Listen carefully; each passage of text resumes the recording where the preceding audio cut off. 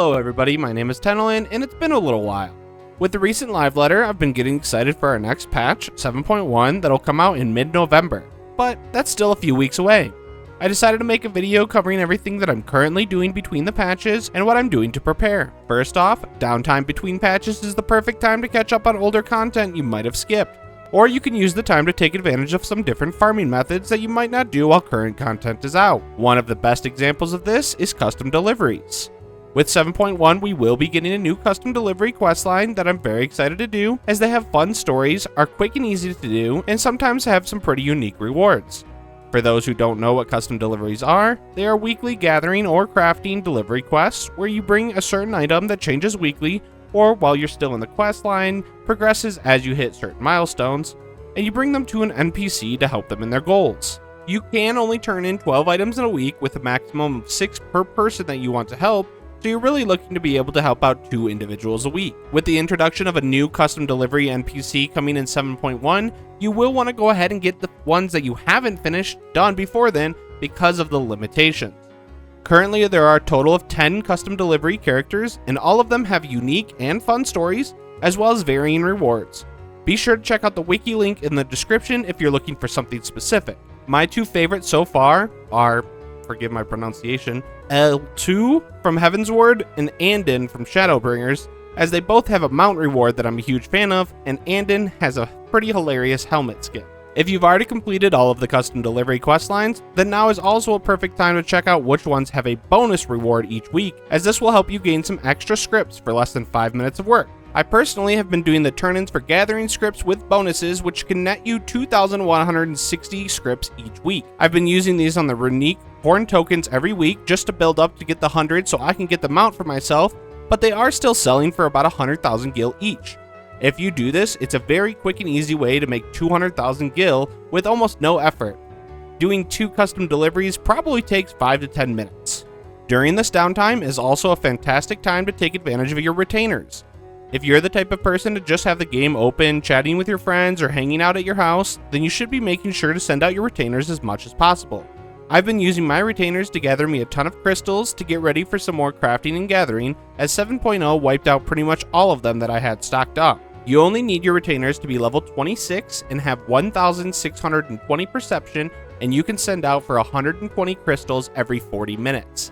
Now, while this doesn't seem like a lot at first, it does add up extremely fast. I've gotten probably 100,000 crystals so far just passively doing these in the time that I'm around on Final Fantasy. And with how the prices of crystals are, this actually saves you a ton of gil, and it makes it so you don't have to panic buy when the patches are more relevant and the prices have gone up.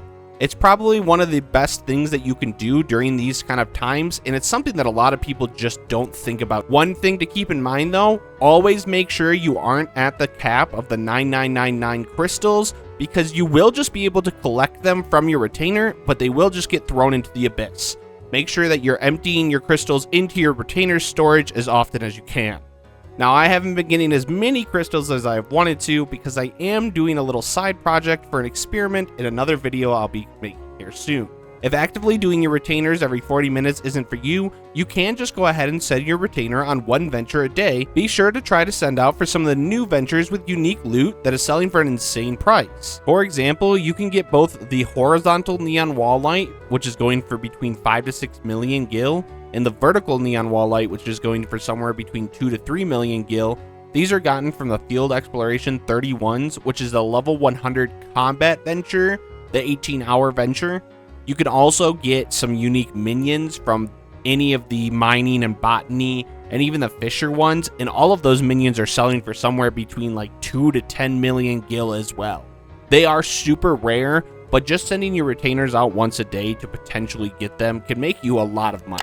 I plan to do a little bit more detailed retainer video in the future, but just know that things like these do exist.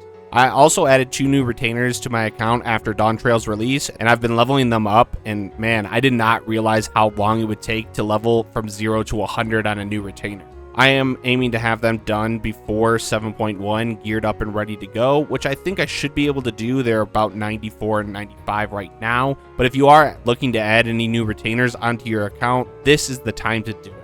In 7.1, there will be new crafting and gathering gear for our left side and new tools, and that's going to require new materia to pentamelt. If you want a better idea of the patch cycle of crafting and gathering specifically, make sure you do check out the video that I put out a couple months ago that outlines each of the patches, what we expect from each of them in terms of gear, when the script gear comes out, any of the new combat recipes that you need to know about. Pretty much everything is outlined there for all of the 7.0 to the 7.5 into 8.0's release schedule. While the gear may not be strictly necessary, it will see an uptick in materia prices for those who do want to upgrade.